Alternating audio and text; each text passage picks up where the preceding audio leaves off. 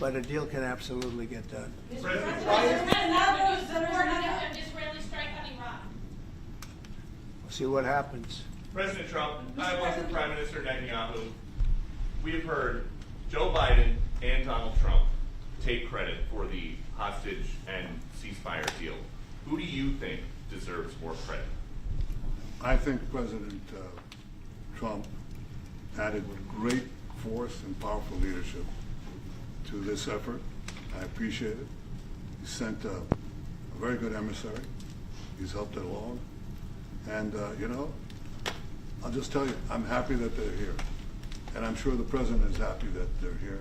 And I would think that's about enough. President Trump, Prime Minister, what about Elizabeth Sukov, the Israeli hostage held in Iraq? What about the Israeli press taking a press conference in Israel and not in Washington? We would love to take a press conference to interview Prime Minister Netanyahu. A few more questions. Prime Minister Netanyahu, do you support going forward with this deal and getting all the hostages out? I support getting all the hostages out and meeting all our war goals.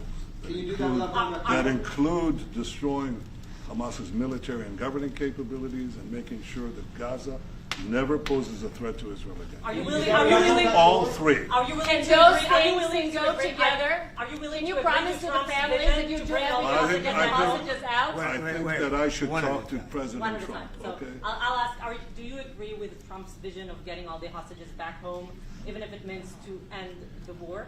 Well, I'm not sure that you articulate correctly what the President's vision is. You can ask, he can speak for himself. He does that very, very well. I have my own views, 3 goals, not 1, not 2, 3 goals, and I will meet all 3 goals. I think the President can help enormously. He brings fresh thinking. Any address to the Fresh fact thinking. that terrorists who murdered hundreds of people released to their home was the part of the deal? It's a horrible thing. We can't forget it. I'll never forget it, and you can't forget it. And some people want to put it out of their memory, but we're not going to ever let that happen. It was a horrible day, October 7th. That was a horrible period of time. And a lot of people like to pretend it didn't happen. It happened. It's a big group of people that like to pretend it didn't happen, like the Holocaust didn't happen. Same mindset. No, we're going to get this thing wrapped up, and we're going to get it done. We're also dealing, I think, very successfully with Russia, Ukraine. We're going to hopefully get that one done at some point in the not too distant future. That's a complex problem also, but we solve problems. When I left, we had no problem. There was no Ukraine and Russia fighting. There was no October 7th. There was nothing, and some very poor leadership led to a lot of problems and a lot of death. And it's a shame, but we'll put it out. We'll put out the fires. We have a lot of fires, but we'll put them out. Why do you still support a Palestinian state like the peace plan you presented in January 2020? Is this plan still on the table? Well, a lot of plans change with time, and a lot of death has occurred since I left and now came back. This death occurred not while I was here, but while somebody else was here. It shouldn't have happened. They shouldn't have allowed it to happen. It would have never happened, and that includes Russia, Ukraine would have never happened. Not even a little bit, not even a chance. But now we are faced with a situation that's different, in some ways better and in some ways worse. But we're faced with a very complex and difficult situation, but we'll solve the problem. Did you refugees get from Gaza, out of Gaza? If not Jordan, Egypt, what other countries you think might accept Palestinians from Gaza? Well, I think Jordan and Egypt will. I know they've spoken about it with you, and they say they're not going to accept. I say they will. But I think other countries will accept also. I think that Gaza maybe is a demolition site right now. If you look at Gaza, it's all, there's hardly a building standing, and the ones that are going to collapse. You can't live in Gaza right now, and I think we need another location. I think it should be a location that's going to make people happy. You look over the decades, it's all death in Gaza. This has been happening for years. It's all death. If we can get a beautiful area to resettle people permanently in nice homes and where they can be happy and not be shot, not be killed, not be knifed to death like what's happening in Gaza. And right now you have in Gaza a very dangerous situation in terms of explosives all over the place. in terms of tunnels that nobody knows who's in the tunnel. The whole thing is a mess. And I think that if we can resettle, and I believe we can do it in areas where the leaders currently say no. I mean, I've been saying that with Mexico, having to do with the border and all of the things, and you saw what happened, 10,000 soldiers, and they're going to do a good job. I really believe that, and I believe Canada is going to do a good job also. They said the same thing, and then they did something much different than what you were hearing.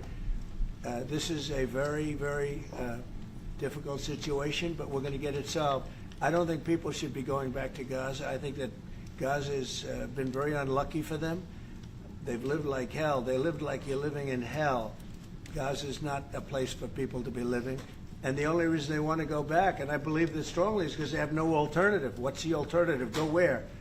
There's no other alternative. If they had an alternative, they'd much rather not go back to Gaza and live in a beautiful alternative that's safe. Mr. President,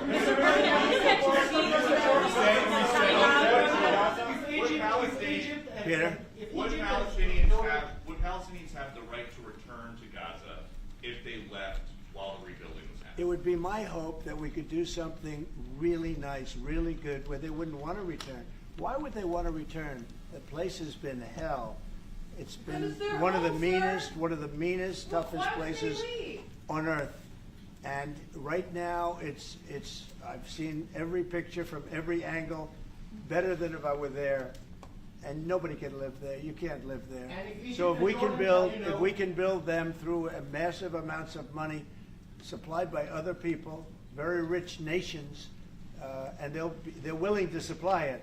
If we can build something for them in one of the countries, and it could be Jordan, and it could be Egypt, it could be other countries, and you could build 4 or 5 or 6 areas. It doesn't have to be one area, but you take certain areas and you build really good quality housing, like a beautiful town, like someplace where they can live and not die. Because Gaza is a guarantee that they're going to end up dying. The same thing's going to happen again. It's happened over and over again, and it's going to happen again as sure as you're standing there, Peter. So I hope that we could do something where they wouldn't want to go back. Who would want to go back? They've experienced nothing but death and destruction. What will you do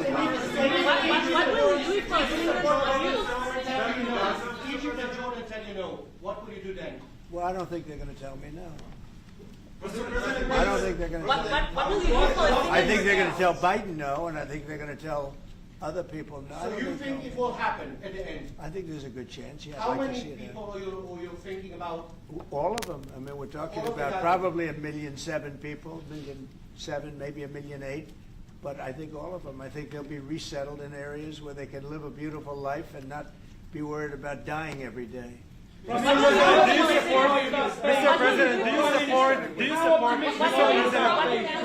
Mr. President, do you support building settlements, Jewish settlements back in Gaza in the next years? Say it. Building settlements, Jewish settlements back in Gaza in the next year. Do you support this idea? I don't see it happening. It's too dangerous for people. Nobody can go there. It's too dangerous. Nobody wants to be there. Warriors don't want to be there. Soldiers don't want to be there. How can you have people go back? You're saying go back into Gaza now? The same thing's going to happen. It'll only be death. The best way to do it is you go out and you get beautiful, open areas with the sunlight coming through. And No, you that's build not what I meant. something I meant nice. building Israeli They are not settlements going to back want in Gaza. They are not going to want to go back to Gaza. Prime Minister Netanyahu, what is your message to the families of the hostages that look at this deal, that are worried that this deal won't go through? What do you say to them at this moment? Same message I said from the beginning of the war. We'll get them out, get them back. We got over 70%, close to 75% of the people who everybody believed will not get out. We got them in successive deals, and most recently with the help of President Trump. We're not going to give up on any of them, and we're not going to give up on our other war aims. Hamas is not going to be in Gaza, and we're going to get everyone back. And you would not have. Prime Minister, how optimistic are you about reaching phase 2 of the ceasefire? How optimistic are you about that happening? Well, we're going to try.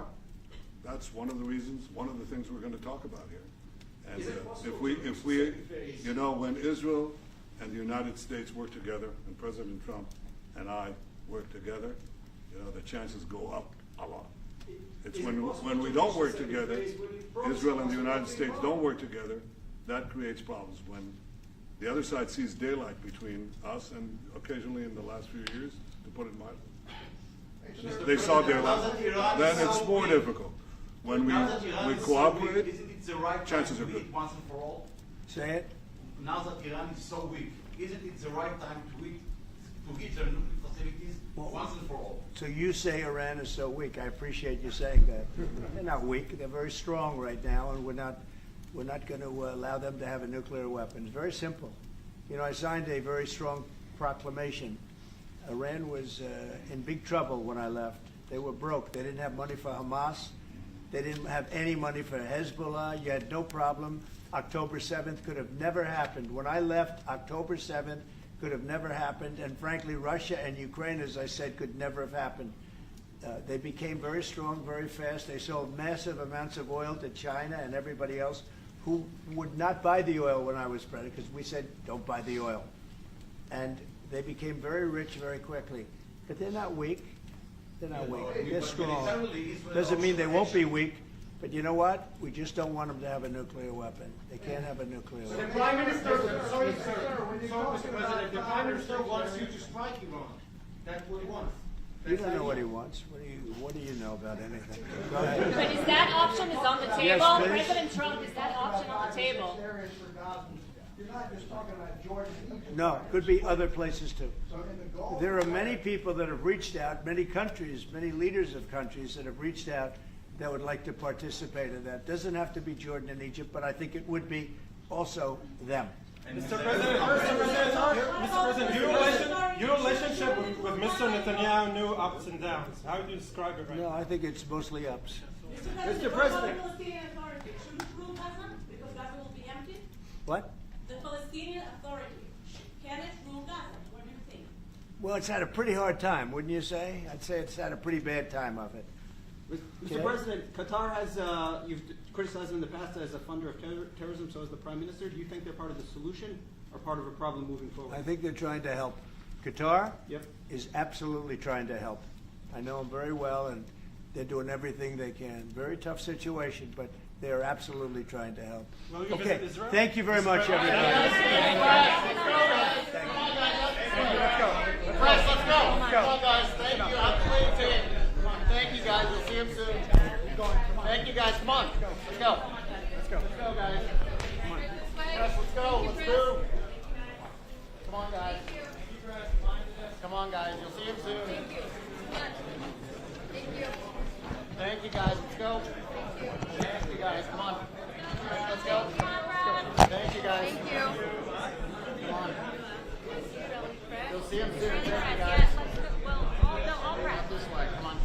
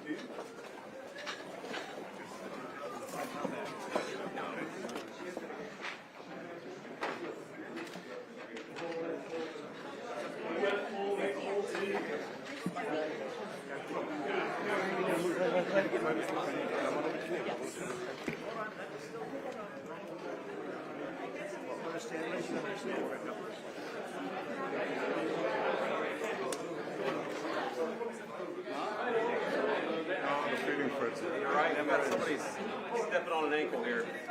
Are you all right? You good? Okay. It's like a Who concert situation. It's in Cincinnati.